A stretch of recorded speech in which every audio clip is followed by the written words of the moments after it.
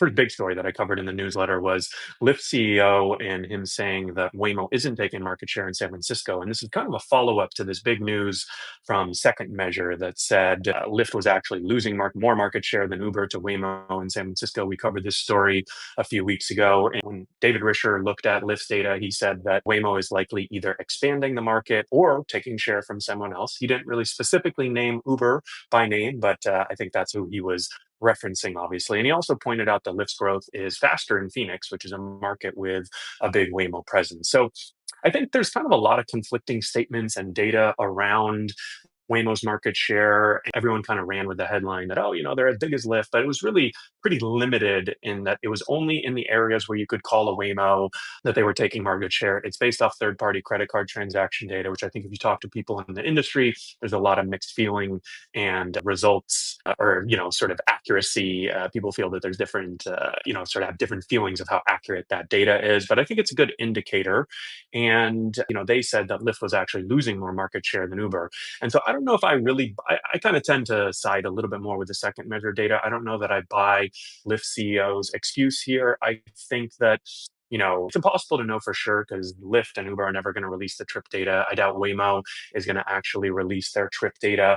But if we had that, we would know for sure. There are a couple cities like New York and Chicago that releases actual TNC, that's Transportation Network Company, Uber, Lyft, Waymo data.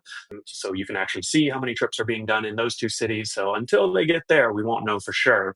But I think my theory that I mentioned a couple times now is that, basically what's happening is a lot of folks in the past, customers would dual app. They would look at Uber. Uber's kind of the most reliable, best pricing. They've got the most drivers, so they have the best network effects and reliability. So you kind of pull open their app first, see what the price is like. If it's good, you take the ride. If not, maybe you open Lyft app and check that, right? Not a lot of work. But I think now that Waymo's in the mix, some people default to Waymo, especially in San Francisco. It's kind of the perfect city for Waymo to launch. It's only 7x7.